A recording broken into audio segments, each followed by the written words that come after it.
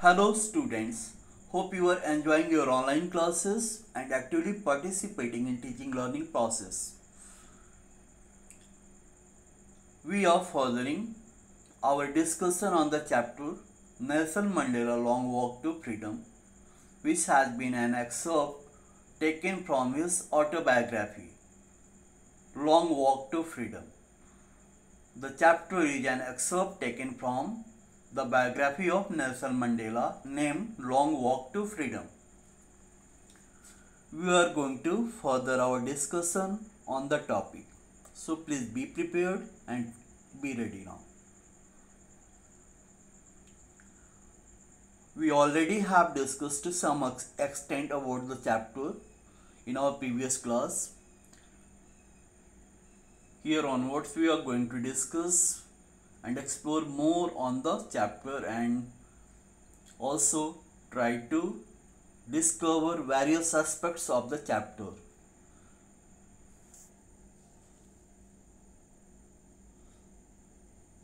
Listen what follows very carefully.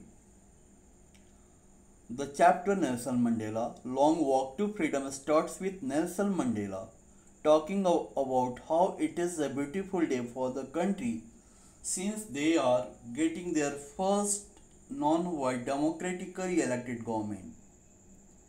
He then tells the names of the people who become deputy president before he takes his oath as the president in the presence of foreign dignitaries, people of his beloved country, the army officers and his daughter Janani. The beautiful grand inauguration was the first largest gathering of international leaders in South Africa.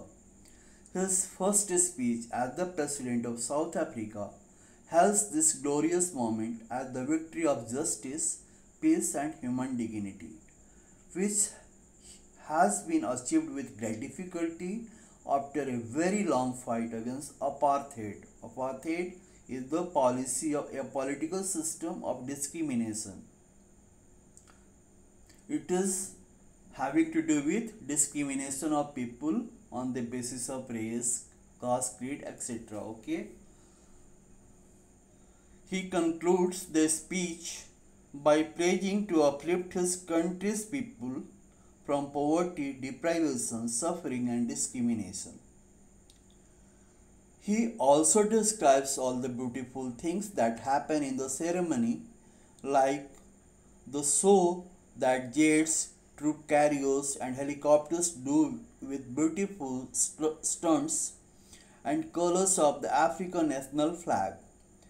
When the defense forces and police salute the pledge loyalty to him, he is mindful of how far they have come because a few years before this day, the same officers would have arrested him instead of saluting him.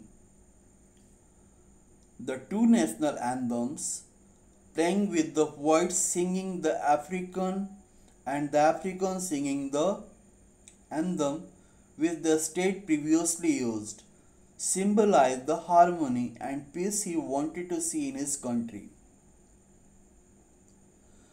Mandela seems a little overwhelmed when he takes his contemporary fighters' name who worked and sacrificed for their country's freedom and this day. On this day, okay, he feels he is the total of all the African patriots. He feels he is the total of all the African patriots who came before him and is saddened that he cannot personally thank them for all that they did for the country. He says he is no more virtuous or self-sacrificing than the next man, but he discovered that he could not enjoy whatever little freedom he had with the knowledge that his people were not free either.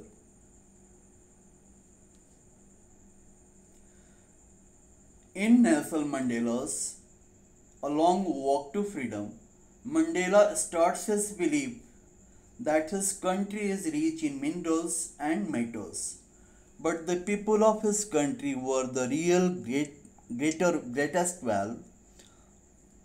The people of the country were the real greatest wealth for him, finer and truer than the purest diamond.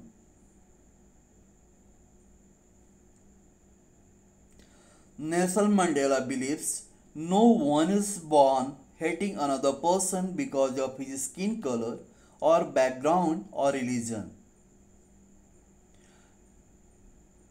No one is born hating another person because of his skin color or background or religion.